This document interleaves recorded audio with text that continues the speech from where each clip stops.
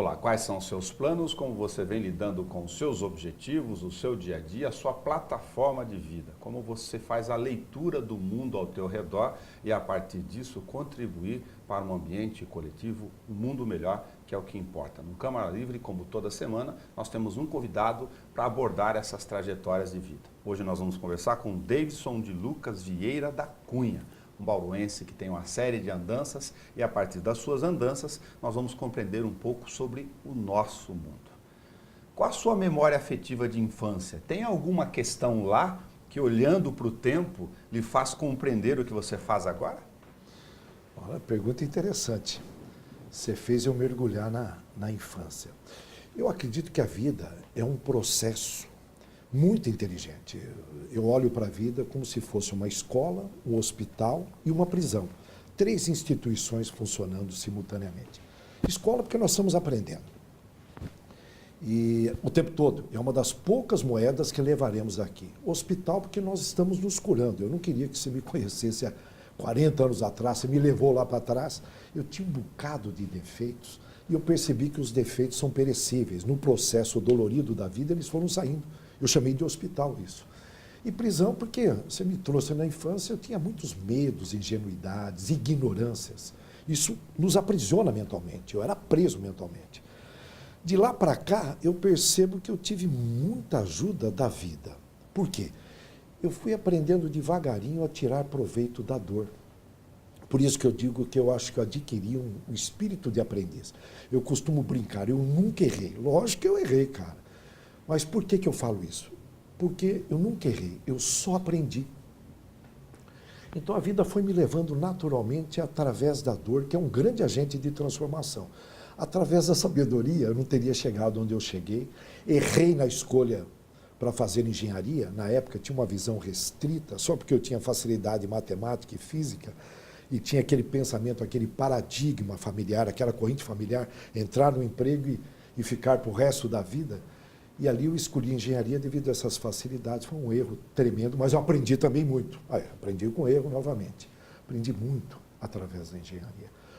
E depois eu tive que desaprender, porque a engenharia me deixou muito racional.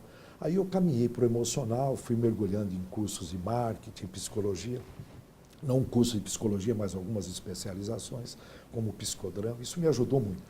Mas voltando à tua pergunta original, eu acho que já tinha uma espinha dorsal aí. A minha infância foi maravilhosa, considerando as dores que todos nós temos. Aí eu vou tomar muito tempo se falar da minha infância, mas tem a ver. Como nós estamos num processo, num conjunto de atividades interdependentes e que depende da minha escolha, eu vou ser bem franco. Mesmo quando eu escolhi errado, eu aprendi pra caramba. E estou aprendendo aqui com você. Nesses processos de escolha, você passou pela Marinha, atuou, deu aula em cursinho, foi em usina de álcool, já escreveu 5 livros, nós vamos tratar de alguns desses conteúdos aqui, trabalhou em jornal, passou pela engenharia, como disse, é consultor, palestrante, escritor e está navegando por essas dores e esses conhecimentos. O que é lidar com um ambiente coletivo, pulverizado, com pessoas com medos e com necessidades de acharem os seus caminhos como você está buscando? Se encontra em pessoas ativas e passivas. Né? Nós geramos energias mentais, que é uma onda eletromagnética. A energia mental é o pensar, o sentir e a vontade. Então é uma energia modulada como de uma rádio. Hoje você mede essa energia que varia com uma determinada frequência, como se fosse uma frequência de rádio, você mede. Estar aí, a psicologia chama de efeito cacho. Eu, de repente, estou aqui, mas estou recebendo essas ondas eletromagnéticas de todos os lados. Eu estive agora, em julho, em Amsterdã. Eu faço muitas orações. Não levo jeito de ser religioso, tá? Espero que não, né? Mas eu faço muitas orações, eu tenho muita crença. E eu fiz uma oração para Amsterdã. Amsterdã, meu Deus. Ali é um paraíso para quem consome drogas.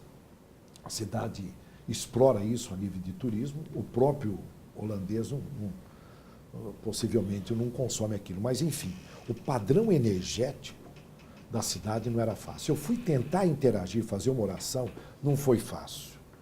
Portanto, existem energias mentais aí que não são fáceis. Esse medo que está aí é a própria imprensa que tem exagerado em notícias negativas. Tem muitas coisas boas acontecendo. Como tudo está interligado, se alguém faz alguma coisinha errada em Madagascar, tem alguém lá da CNN ou do Globo News, enfim, que vai mandar essa notícia em tempo real. Então, hoje, nós precisamos aprender a filtrar muito bem esse excesso de informações negativas. Cheguei a ter um jornal, um antijornal na época, em Franca, junto com um amigo lá da King Design, que trabalhou com Justus, inclusive em São Paulo, e nós montamos o antijornal em 2008, que era um jornal fora da realidade, porque só trazia notícias positivas no jornal. E aí veio a crise e nós seguramos, era um jornal fora da realidade. Em resumo, esse assunto, nós temos que escolher ativo ou passivo. Eu sou muito mais propenso a causar mudanças nesses padrões mentais. Por que eu não posso contribuir ao meu redor? Com pensar no bem, sentir no bem, falar no bem, agir no bem. Lógico que isso não é fácil. Você tem que equilibrar os seus centros vitais. É legal colocar aqui, mas não é fácil. Exige muita vivência, muita aprendizagem, muita cura e muita libertação, conforme eu falei das 3 instituições que estão aí, funcionando a todo momento, e que é um mecanismo da vida para a gente evoluir. Nós estamos aqui só para evoluir, cara. Aqui não é o paraíso. Só olhar. Agora, que está tendo um excesso de notícias negativas, eu sou de uma época que tinha lá notícias populares em São Paulo, você torcia, saía sangue. Hoje o Globo News, jornal das 10, está aparecendo o Rio de Janeiro. Qual é sem ser corporativista, mas para pontuar, qual é o peso disso do ser humano ou de uma civilização, no nosso caso, de um recorte de uma sociedade que gosta de ler sobre tragédia? Significa que, na realidade, nós estamos num estágio intelectual, moral e espiritual que se alimenta disso. Na realidade, o ser humano se alimenta de emoções. E faz parte. Porque a parte mais escura da noite é um segundo antes de clarear. Então é muito importante esses excessos. E a imprensa, você sabe que ela não é totalmente livre, né? Querer esse mundo perfeito. Então, existe aí um comando por trás. Basta ver que hoje é gasto no planeta Terra mais de 1,6 trilhão em armas, que tem a relação com o tal de medo. Então, veja bem, existem interesses na desordem, mas isso faz parte do jogo, faz parte da escola, do hospital e da prisão. E a gente escolhe. Eu não posso lavar a mão na água suja, eu escolho. Tanto é que hoje eu não moro no Rio de Janeiro, eu já previ isso em 80. O meu tenente, na época, eu era guarda-marinha, primeiro posto de oficial, ele orientava a gente a sentar no meio do ônibus, porque entrava gente roubando pela frente e por trás. Eu falei, mas mesmo estando uniformizado de branco da Marinha, ele falou, pior ainda. Eu ia pegar esse recorte então, contigo. Agora, veja bem, foram governadores, devido aos filhos estarem consumindo drogas nos morros cariocas, que proibiram da polícia subir. Então, foi criado um Estado ali dentro. Então, em 80, eu falei, meu Deus, foi um dos motivos de eu ter saído do Rio, e o meu negócio nunca foi a mordomia estatal, sabe? Desculpa eu estar colocando isso, porque eu nem vou falar o que eu fazia, quanto eu recebia ali. Quarta-feira eu ficava na praia, eu era um oficial. Finais de semana livre, nós tínhamos ali 6 alimentações, você não imagina, uma mordomia. E o restante, uma desigualdade enorme. Espero que isso contribua na decisão hoje da Previdência, não sei se os militares estão envolvidos. Eles continuam apartados nos seus celeiros. Sim, isso daí. Mas tudo isso está dentro do processo evolutivo do Brasil. Tem um outro recorte para a gente aproveitar. Veja bem, Claro. estou respondendo, porque a tua pergunta abre um leque enorme. Parabéns pelas perguntas. Por isso que é bom o mundo, porque ele gira e ele não é concêntrico, como diz a ciência. É verdade. Onde a engenharia e essa disciplina do aprendizado, por exemplo, da Marinha, lhe trouxeram algum elemento para as questões que você escreve nesse momento? Ou não tem o menor sentido essa conexão de disciplina, organização dentro desses elementos? Olha, realmente a disciplina é importantíssima. O estudar, o aprender, ele gostar de aprender. Foi isso que me norteou. Mas fora da disciplina, é complicado, principalmente agora, com esses excessos de mudanças. Só para você ter uma noção, 5 anos na minha vida equivale a 85 anos do meu avô, no tocante a transformações. Isso vai aumentar, vai chegar uma hora que 1 ano da minha vida equivale a 85 anos da vida do meu avô naquela época. Não sei se eu estou conseguindo ser claro. Se você não colocar o não, por exemplo, como uma disciplina, não para atividades que não agregam valor, por exemplo, que é uma disciplina, você vai se perder nesse mundo novo que está vindo aí. Eu, trazendo aí um lado religioso, é uma separação joio do trigo. O meia-boca vai desaparecer. O morno vai desaparecer. Ou é ou não é. O comodista também. Lógico. A vida é a arquinimiga da acomodação. Não tem sentido a pessoa se acomodar. Portanto, esse esclarecimento maior do que é a vida, nós teremos uma velocidade enorme. E mais um detalhe, o mal fora e interno, ele não tem mais onde se esconder. A indisciplina não é do bem. Nesse sentido, eu sei que é filosófico que eu vou falar, mas o processo capitalista, ele não é um darwinismo operacional praticado a todo tempo, então, já que ele vai fazendo seleção desses incapazes, desculpa, não é uma classificação, é uma designação. Existem vários capitalismos e ele está evoluindo também. Ele, por exemplo, agora ele está galgado na abundância de tecnologia. A hora que você tem uma amiga minha agora na África, a hora que você vê uma criança acessando a internet na África, é fantástico. Isso é galgado no capitalismo. Eu não estou aqui, o comunismo tem ali, teoricamente, ideias maravilhosas, mas uma boa parte deixa muito a desejar. Tanto o capitalismo quanto o comunismo não conseguiram resolver o problema da fome, da ecologia, enfim. Mas o capitalismo, ele não cerceia as nossas liberdades, ele traz muito mais perspectivas. Eu imagino lá na frente, é uma imaginação, e eu precisaria detalhar o que me levou a pensar nisso. Em 86, estava nos Estados Unidos e eu fiz uma brincadeira a hora que nós paramos de madrugada, e eu sei que os americanos são armados até os dentes. Em Atlanta, na Geórgia, 1986, paramos um sinaleiro, a cidade é montada dentro de uma floresta. Paramos um sinaleiro de madrugada, 1h da manhã, fomos assistir um show. E a hora que esse amigo meu parou, nós estávamos em 4 pessoas, parou naquele sinaleiro vermelho de madrugada, e eu com esse negócio de arma na cabeça, e os crimes que ocorriam na época em Atlanta, tinha até uma série na Globo. Sim. Eu falei, toca o pau. Né? Eu falei para ele. Ele falou, não, aqui não. Eu falei, mas 1h da manhã, vermelho, aqui tudo. Ele falou, a polícia se esconde em vários lugares, olha a fala dele. E se eles me pegarem, mandam de volta. Ele estava de uma forma ilegal lá, trabalhando nos Estados Unidos. Eu falei, cara, eu estou me sentindo na Rússia aqui. Né? Aquela fala me fez pensar muito, e na época, 95% da população americana ganhava o mesmo salário. Fator econômico apenas, hein? Ok. Porque existem vários fatores, na hora que você vai trabalhando a ideia do capitalismo. Aí eu falei, mas peraí, 95% ganham a mesma coisa na época nos Estados Unidos, em 86. Tinha uma minoria, que sempre tem a minoria barulhenta, que puxa, né? É necessária a diferença de pressão para ter vento. É necessária a diferença potencial para ter corrente elétrica. Então sempre vai ter uma riqueza, como o Vladimir Putin hoje, é o homem mais rico do mundo, tem mais de 100 bi, mais do que o Bill Gates, que não teve que criar músculos no cérebro lá na KGB, teve que trabalhar pra caramba na garagem dele, intelectualmente e fisicamente, né? Mas é o homem mais rico do mundo. Mas dinheiro não é sinal de sabedoria. Não é, mas olha que interessante.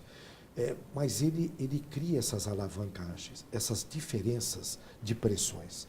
Eu gosto muito do termo, você pegar um tubarão pequeno, filhote, colocar num aquário, sem pressão, ele não se desenvolve. A hora que você joga no alto mar, devido à pressão do mar, ele se desenvolve. Eu não sou utópico de pensar aqui na Revolução Francesa, iguality, fraternité, liberté, igualdade, fraternidade e liberdade, fraternidade e igualdade. A igualdade de oportunidades, aí sim, igualdade para se desenvolver no intelectual, no moral e espiritual. Nós estamos tendo agora, através da tecnologia. Fraternidade vai depender do nosso progresso moral que virá. Liberdade, eu acredito que o comunismo, desta forma, não da forma que Marx escreveu, que teve aí um bocado de equívocos, não funciona, está claro. Basta olhar para a Coreia do Norte, Venezuela, eu estou aqui pegando o resultado. Claro. Mas o próprio comunismo vai evoluir. Eu vejo através da China alguma coisa nesse sentido, uma união, o positivo dos dois sistemas. Como existe o bem e a ausência do bem, eu não gosto de chamar de mal, porque é isso, segundo Albert Einstein, a ausência do bem, não existe, como não existe a escuridão e a ausência de luz, eu imagino algo aí, eu não sei se eu consegui pontuar a tua resposta, Sim. mas nós estamos num processo evolutivo.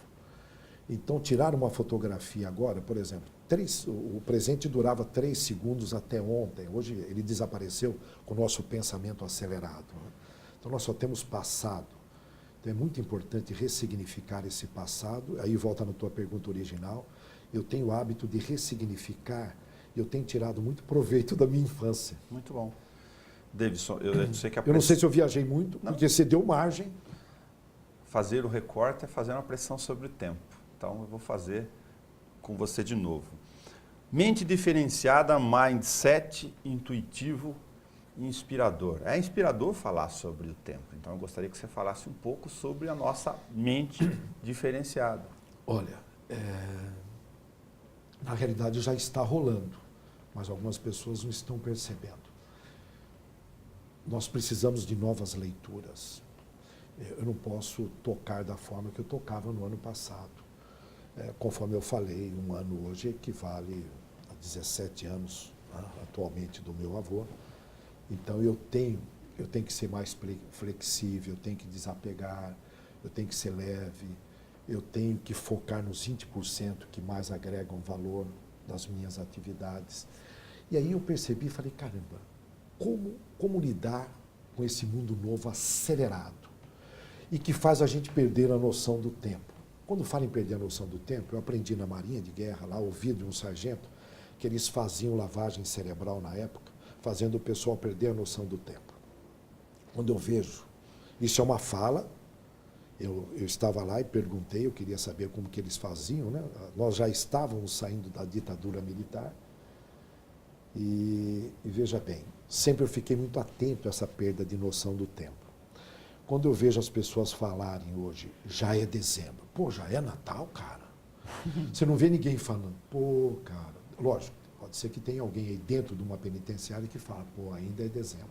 Mas aí é relativo, o padrão mental lá possibilita. Você entrar naquele corredor lá daquela P3, parece que é um túnel infindável. Sim. Então o padrão mental, em alguns lugares, está lento, mas aqui fora, ele está muito acelerado. O que me preocupa é as pessoas perderem a noção do tempo. O que é uma fixação mental que tem relação com depressão? É perder a noção do tempo. A pessoa, ela de alguma forma se fixa em algo desagradável e ela para naquilo e ela se refugia e deixa de dar moral para o externo e perde a noção do tempo. E tudo é movimento, a cura está no movimento. Eu pensando, já há um bom tempo eu venho pensando, trabalhando essa questão do tempo. Tem pessoas que passam hoje, um jornalista, por exemplo, passa 85% do dia preocupado com o futuro. Mas no futuro só tem imaginação, não tem vida no futuro. E passa ali os 20% remoendo o passado, sobra muito pouco para esse presente que desapareceu, conforme eu comentei aqui. Então, eu criei, para mim, um presente recente, que dura uma semana. Eu faço um balanço de uma semana e procuro tirar proveito dos fatos marcantes, repetitivos, intuições, inspirações. É uma planilha que eu montei. Isso é um mindset? É um mindset. Intuitivo. O mindset é um estado de espírito, é uma atitude mental. E eu criei essa planilha porque os sinais... Porque quando você... A intuição vem do internamente, do seu departamento de memória. Você tem aí alguns departamentos mentais, como desejo, isso que alavanca, memória, inteligência, tem a vontade, que é a disciplinadora. Kant já falava isso, filósofo alemão, para você administrar o sentimento e o pensar para tomar atitudes corretas, né, de alguma forma, voltando aqui na sua disciplina. Então, nós temos departamentos mentais e as pessoas aceleradas, geração Y, deram muito moral para essa geração. em algumas inteligências apenas que eles têm, lógico, racional, mas no restante eles estão apanhando. Inteligência interrelacionamento, intrapessoal, estão sofrendo pra caramba. São gente normais, não são super-heróis, só porque usam um celularzinho, fica o dia inteiro ali, meu filho é inteligente. É inteligente em alguns pontos, mas tem 7 inteligências a serem contempladas. Então, em suma, nós estamos desperdiçando intuição e inspiração. E esse workshop não é uma palestra, porque a minha esperança é que muitos psicólogos vão, pessoas de várias áreas, jornalistas, você está convidado, para poder debater e aprimorar essa ferramenta, que é um pontapé inicial. Porque, na minha opinião, até o prezado momento, mas as mudanças estão aí, sem essa ferramenta, as pessoas colocarão as suas competências e inteligências na direção errada. E com automotivação, com livrinhos de autoajuda, com tudo isso que está rolando no WhatsApp, era para ir para a Vitória do Espírito Santo, que não é aconselhável a nível de segurança, mas tudo bem. Era para ir para a Vitória do Espírito Santo, está indo para Porto Alegre, todo animadinho e feliz, cara, com otimismo. Então a minha preocupação é esse discernimento maior dos momentos atuais. Então, esse mindset vai jogar isso. Na realidade, eu estou indo lá para aprender, me curar e me libertar. Essa é a minha busca o tempo todo. Um outro recorte. Eu só vou ser um facilitador deste evento, viu? O tema é esse. Eu vou facilitar a dor. Um outro recorte. O que um cortador de cana lhe fez despertar num processo de uma ferramenta multiplicadora? Eu acredito que a gente nunca está em determinados lugares por mero acaso. Os fatos marcantes. Era um projeto que eu estava apresentando para a diretoria rejeitava na época, nós tínhamos uma inflação maluca em dólar. E ele virou para mim e falou, Davidson, faz o seguinte, fala que a gente vai fazendo bem devagarinho este projeto. Era um projeto caríssimo. E com isso melhoraria os meus custos, né? Nós já estávamos numa busca para reduzir custos. A iniciativa privada brasileira ela é maravilhosa. O que atrapalha hoje é o Estado. Sim. Eu acho que ninguém tem dúvida disso. Ele falou, fala para a diretoria, ele era meu encarregado, que nós vamos fazendo bem devagarinho. Olha a disciplina que você trouxe no início, você pegou na veia, você foi intuído, viu? Ele virou para mim e falou, olha, vai fazer, fala que nós vamos fazendo devagarinho, de vez em quando nós vamos pegar o material na oficina de recuperação, portanto o gasto vai ser mínimo. Puxa, obrigado pela ideia. Cheguei na diretoria, eu lembro na época, década de 80, dá para imaginar uma reunião na década de 80, né? O sistema de gestão era... Uma grande montadora? Não, aí era uma usina de açúcar. Usina de açúcar, desculpa. Mas não tem problema. E eu peguei e falei, desta vez, já era a terceira ou quarta vez que eu estava voltando, apresentando o mesmo projeto. Aquela folha estava até amarelada, né? Em dólar, cara, época do Delfim Neto da vida, aí Brasilzão, né? Eu lembro que, a hora que eu apresentei, meu diretor virou para mim e falou, eu duvido, Davidson, você ter a disciplina de fazer essas pequenas melhorias em 3 anos, que era a minha estimativa. Eu bati na mesa na época era comum bater na mesa, você externar esse... Hoje, talvez daria um assédio moral, mas nós estávamos na década de 80, os trapalhões estavam com todos esses bullying que eles faziam, né? Eu estou aqui brincando no programa de televisão. Eu falei, olha, virei para o meu diretor, o senhor fique sabendo que em 3 anos eu volto aqui, vocês vão conhecer essa obra. E foi aí que começou a tal da melhoria contínua, eu levei para toda a empresa, foi uma transformação. Depois, mais tarde, eu vim saber que a Toyota, era o segredo da Toyota, que era uma tecelagem, virou uma montadora de veículo, a mais competente do mundo, até o prezado momento. Sim.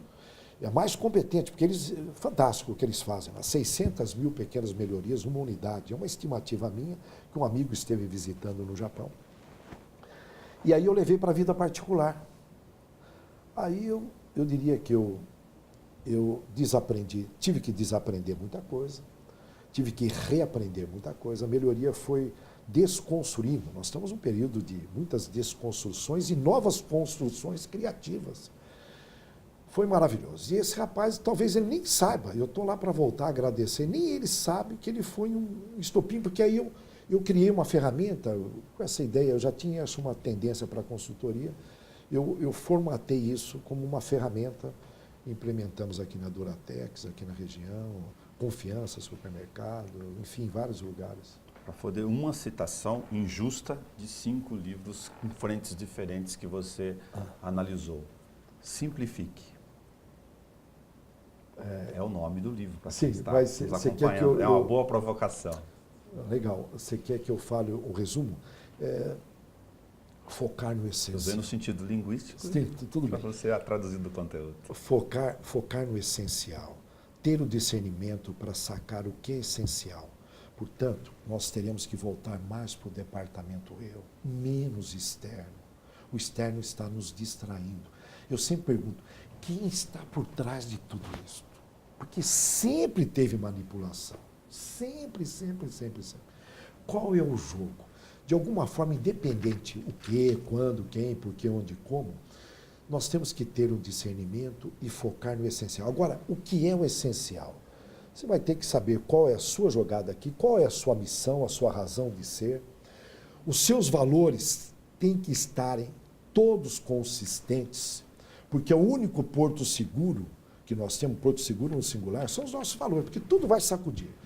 Onde que é meu porto seguro? Nos meus valores, que vai me nortear, são os limites para essa jornada maravilhosa.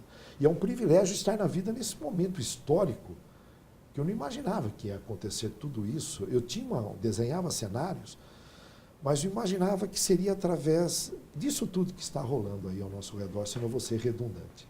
Davidson de Lucas Vieira da Cunha, muito obrigado por fazer o nosso recorte aqui. Como todo recorte, às vezes ele tem o sabor da angústia de ter que recortar. Por isso a gente agradece e eu termino dizendo para você, na sua visita aqui conosco na TV Câmara, que se tem alguma coisa que eu te provoquei no bom sentido e você não teve oportunidade de dizer, fique à vontade. Primeiro pelas perguntas interessantes. E eu acho muito legal, porque são as perguntas que causam as grandes transformações. Aqui de imediato, eu diria que eu vou sair daqui, vai fazer parte do meu presente recente, que dura uma semana, e algumas perguntas eu quero refletir um pouquinho mais. Eu gosto de pegar determinadas ideias, você vai achar um pouco utópico, e pelo menos ter aí, no mínimo, 30 óticas diferentes. Isso tem me ajudado muito, porque a reflexão está em declínio. E aí eu deixo uma outra provocação. Se puder, como jornalista, trabalhar, fazer as pessoas voltarem mais para o departamento eu, porque a saída vai estar aí.